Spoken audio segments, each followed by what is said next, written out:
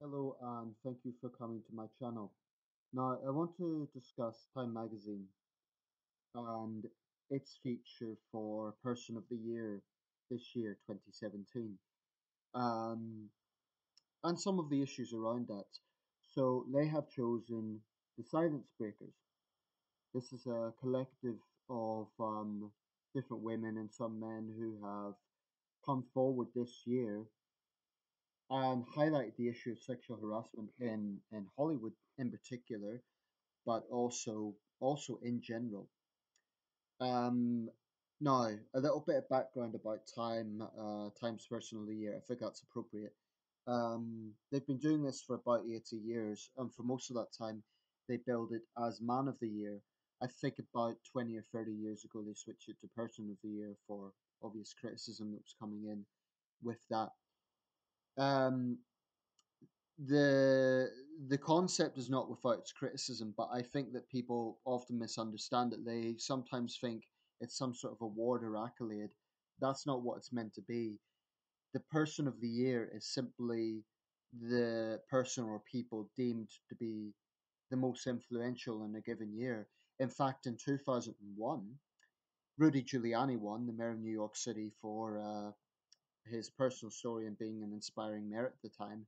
But many people pointed out Osama bin Laden had actually had a bigger influence because he was the terrorist who turned the world upside down. So he probably should have been on the cover. But there has been such individuals as Joseph Stalin have made it to the cover of Time magazine. So, that's make of that what you will. But that's the point. It's about being the most influential. Now, I think if we look at all the news issues of this year, bearing in mind that Time is an American magazine, so there is something of an American centric focus there. Understandably, it's an American magazine. Then, without question, this has been a major news issue. These allegations building, particularly around Harvey Weinstein and the Weinstein scandal, but over a growing number of other prominent men as well. I want to talk about this and look at some of the points they're raising in the article. I've actually got it here. I've got a split screen and I'm looking at Time's own article on this. And they paraphrase some interesting points here. Um, let's see here. Bear with me because I'm literally scrolling up and down, so I need to find the right segment. Um, yeah, if movie stars find it hard to bring these issues forward, then what hope is there? Here we go. This is the exact quote. When movie stars don't know where to go, what hope is there for the rest of us? When movie stars don't know where to go, what hope is there for the rest of us? I think that's important. Now, this year, the whole issue of women's rights has been very newsworthy. Going back to the Women's March, I personally think that Women's March, there was a lot of legitimate issues, but there was also the usual double standards of third wave feminism issues that I've criticized before.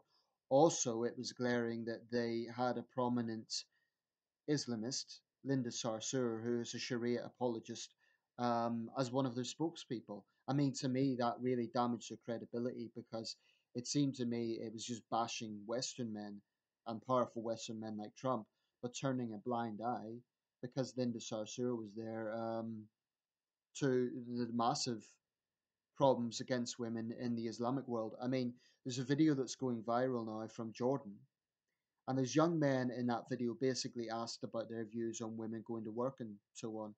And it's from the German newspaper Deutsche Well. I don't know if the language is Arabic or Jordanian. Apologies, I need to do my homework on that. But basically, the translation is that what some of these guys are saying is truly shocking. One guy was asked how would he feel if his sister went to work, um, and he said I would kill her, and he was laughing. And the interviewer said that are you being serious, and he said yes. And the guy said why is that funny? And the interviewer said she's a human, and the guy left. No, she's a girl. No, she's a girl, as if females are not human. That was actually the mentality. Jordanian Arabic. That's Yeah, that was shocking. That was utterly shocking. And there were similar sentiments like, if my wife is seen outside, I will kill her with my own bare hands, etc., etc. Just incredibly, I mean, that really is misogyny. Disagreeing with a Western feminist is not misogyny. Saying that you'll kill a woman because she wants to work is absolutely misogyny. But anyway, back to the point at hand. The women that are featured on the cover are as follows. Um, the actress Ashley Judd, the singer Taylor Swift, and then there are three lesser known women. Let me just get this up because it's a long article, so I need to find the right point. Tarana Burke, who is an activist. Um, I'm just trying to reference the correct people who are on the cover. Sarah Gelser, who's a state senator, and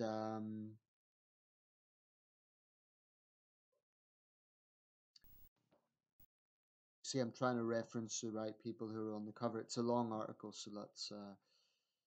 Anyway, suffice to say, it has a mixture of celebrities and people who are not so well known. There has been some criticism that the male victims have got less attention. I should say on this cover, there's a sixth person whose face is obscured. Whether that was just, I find it hard to believe it's bad photography because Time has world class photography. It must be that she chose not to have her face shown, which is understandable. Um, so I want to look at this from a number of angles. I'm going to paraphrase some of the things the women in this have said. Ashley Judd says, "Were we supposed to call some fantasy attorney general of moviedom?" So I guess the point she's making is that there's this assumption that it would have been easy for victims to just speak out at the time. Um, what other statements are there? This is a paraphrase from the actress Selma Blair. He said if I ever wronged him, he would have me kidnapped, have my eyes gouged out with a Bic pen, and throw me into the Hudson River. Now, if that's true, and I see no reason why she would be lying, it is utterly abhorrent. That's utterly abhorrent. There's a lot of things I want to look at as a human being with all of this, and there's a lot of things that I've been thinking about because this news story has been impossible to ignore. This it's not a single story; it's an ongoing situation. There's a lot of points that are being made that you can counter. So, for example, why did these women not come forward early on? Well, although it's a different case because it was involving paedophilia, Jimmy Savile's victims didn't come forward precisely because when they did, they were seen as mischievous, as being a nuisance. So I think we're naive if we assume it's always easy for victims to come forward at the time. I mean, in the case of the allegations against Kevin Spacey, there was a barman in London who said that Spacey touched his penis, right? Now, I think especially with male victims, there's a stigma there because people would think that's funny. You know, the police, frankly, I'm not sure if they would take a male victim as seriously. They would deny that, but there is a reason why these people might find it difficult to come forward. Um, Also, there is star power. And this is another reason why I'm very critical of personality cults because sometimes if you get a particularly popular star, the fans will be out for blood if anyone says anything negative about their idol. And this is why personality cults are so dangerous because that mentality then means that the victim ends up getting blamed and they're called liars, they're called sluts, they're called all these things. That's abhorrent.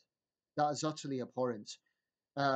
We talk about it's important that innocent men are not falsely accused, absolutely. But it's also important that innocent women are not falsely accused of being liars. That's another side to this. And I do think that whilst I am a little wary of the sheer number of claims that have been coming forward, I suppose there could be an argument that a lot of these women have felt the confidence to come forward now because other women have spoken out. And I suppose if celebrity women have finally spoken out, then maybe women who are not so much in the public eye have had the confidence to do so. So whether it be hotel maids or nannies or whatever, um, there would be one argument that, well, okay, if these women went to a hotel room with, for example, Harvey Weinstein, that's hardly the same as rape if they knew what they were getting in for and if they didn't say no. I've mixed views on that. I mean, obviously, I wasn't there, but I would suggest that just because you're putting them in a situation whereby either they sacrifice their entire career in an industry that is clearly this is very dominant, or they put up with it. That's an awful choice to make. That's an awful choice to make because bear in mind, as young actresses, they would have been unknown. So if they had made a complaint, people would have said, "Oh, she's a nobody. Why is she speaking up against this big Hollywood mogul who's produced wonderful films?" You know. So I think there's a lot of dynamics that people need to really think about before they accuse these women of saying like, "Why now?" etc. Um, Precisely because as young actresses they might not have been taken seriously. I do think though 20 years is a long time, and I would suggest that perhaps there is some validity in the criticism that with them waiting, it meant that in all that time other women were abused. So I suppose there could be some legitimate criticism in that regard, and it's hard to believe that they wouldn't have known about it. So I suppose in that sense, you could say that's slightly cowardly on their part, waiting so long. I don't know. Is that fair criticism? That's a talking point.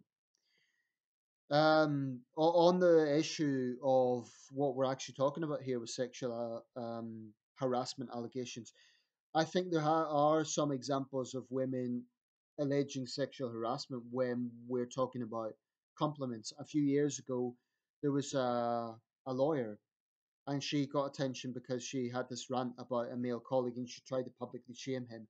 Now, in that situation, literally all he had done was complimented her, and there was not even any sexual references. It was literally just a compliment, and she had actually contacted him first. Now, whether it's appropriate or not in the workplace is another matter, but I do think that it's dangerous if we tie in a compliment with clear orchestrated sexual harassment, i.e., unwanted sexual contact or explicit sexual innuendo. That's something we should be careful about.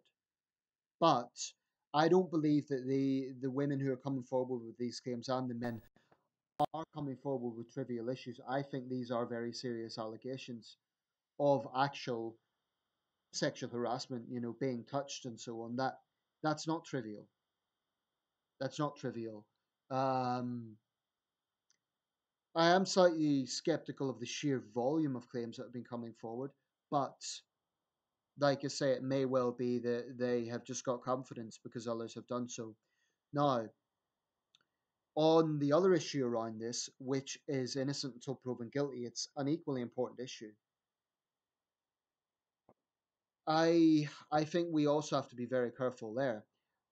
My own gut feeling is Harvey Weinstein is guilty as hell. I just don't believe that the alternative is one big conspiracy out to get him, but he himself has not even alleged that. So maybe he's thinking, oh well, all these years have finally caught up to me. I think a man who's genuinely innocent would be shouting from the rooftops, "I am innocent." Now, apparently, Harvey Weinstein's has been making excuses like he's a sex addict and so on. That sounds to me like someone who's not even bothering to deny it. Um, I think someone who's, I mean, put it this way: if I was accused of a serious crime, I would be shouting from the rooftops about my innocence. I would be getting the best lawyer I can. I would be going out of my way to absolutely be trying to prove I'm an innocent man and I'm being falsely accused, and I would take counteraction. Incidentally, um, but we do have to be careful that this doesn't create a situation whereby I think on one hand it's good that all of this is being exposed, because then these powerful people have nowhere else. They can't hide any longer. They cannot hide behind their power and this kind of threat of violence, or even their personality shielding them. That's disgusting. And if this whole thing has exposed that, then those women who did speak out initially are brave and they deserve credit for it. Um, so in that sense, it's a good thing if this has exposed the rot, and if it's now going to make those men who are doing this, if it's going to make them think twice, that's a good thing. But it's not a good thing if we have a situation now where allegations themselves somehow equate to guilt. That makes me uncomfortable. And if you think it's harmless, well, there was a British MP a while back.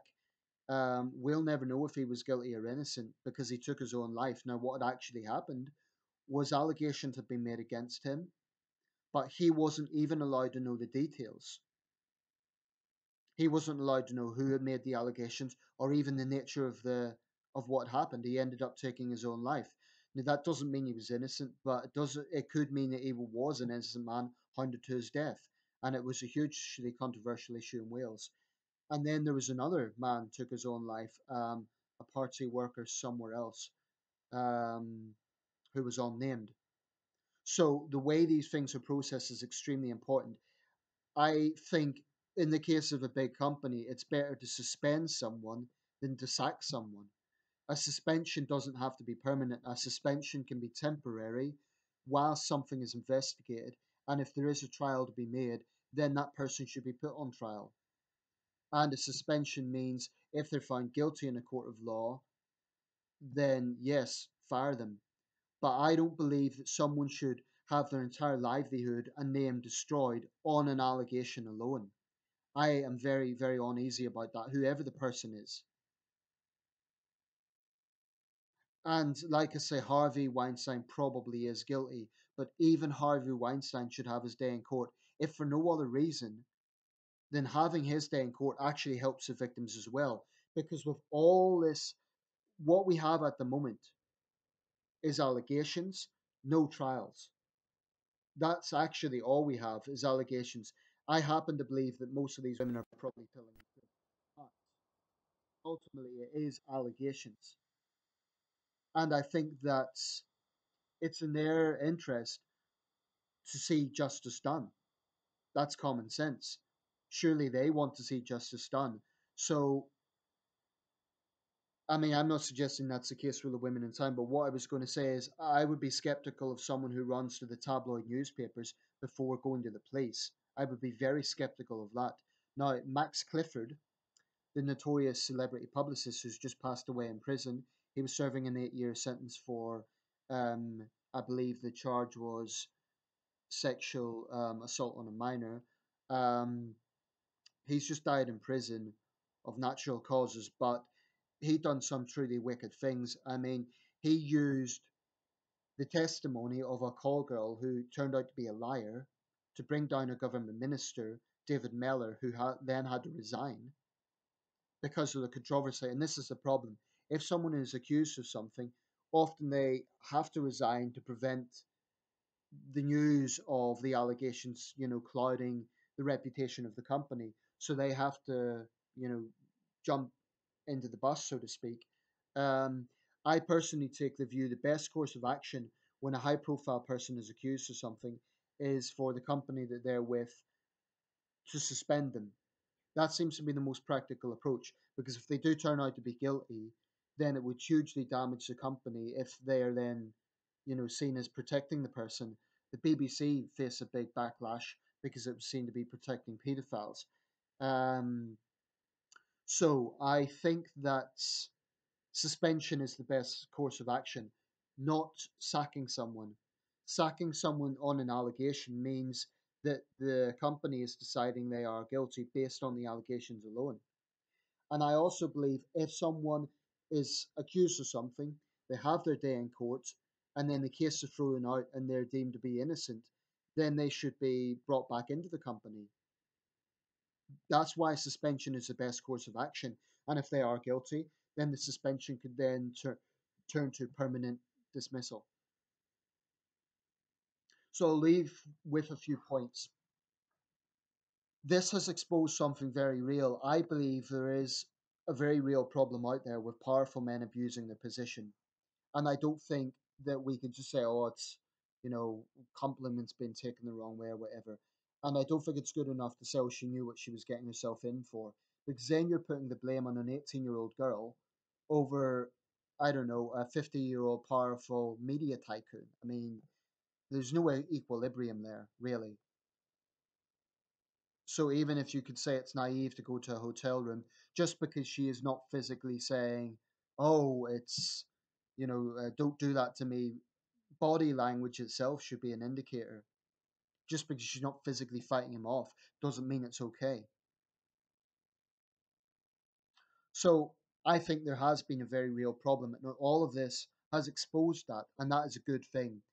All I would say is it is very, very important that we don't lose sight of due process for everyone, because due process for the accused actually helps the victim. Why? Because if you have a situation where the whole trial is by media and everything we hear is in, social media and news reports, rather than being in a court of law, then you have the situation where the fans of that person will then start defending them and saying, oh, she's a liar. And that might not be fair because that might be something that's beyond her control. In that case, it's up to the police and the authorities to get their act together and put the person on trial. If they're innocent, then that will be revealed in the proceedings. That's the way how I feel about it. So far, I haven't heard of, I mean, Harvey Weinstein isn't even on trial yet, despite all these allegations.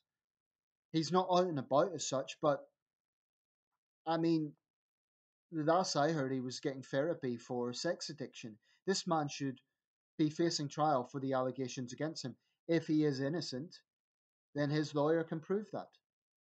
And if he's guilty, then he will finally get the justice that his victims deserve. One good thing from all of this is that it will make men who do this think twice, hopefully. Anyway, I'll leave it there and I'll put a link to the Time article because the issues around this are extremely important. So, final points. Claims must be taken seriously because whilst innocent men can be falsely accused, you can also have a situation where innocent victims end up taking their own lives because they weren't taken seriously. And I'm sure there's been many anonymous people who've taken their own lives who never ever saw justice, and that is wrong.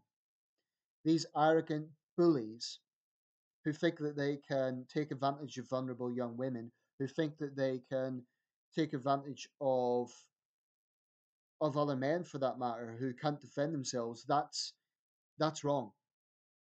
So it's critical that this comes to light, and it is critical that ultimately the most important thing is truth. I would suggest so there is hypocrisy from Hollywood, and this is the final point. I remember a few years ago when Woody Allen was accused of things, and for that matter, Roman Polanski. Now, the Hollywood establishment, including a lot of the actors who are now criticizing this culture, lined up to defend them. Why? Oh, they're great directors. They're classy guys. They're artistic. We value their art. I remember, I believe it was when Roman Polanski was accused, people were making excuses. He's had a hard life because obviously his wife was murdered at a young age. Having a hard life is not an excuse for committing serious crimes. So there is a bit of hypocrisy from Hollywood because they did on previous occasions to defend these people. So I can't. Part of me does wonder: is it because Harvey Weinstein is more the business side of things rather than the artistic side of things that Hollywood has went out for him? I don't know. That's worth thinking about. Anyway, I'll leave it there. Let me know your thoughts.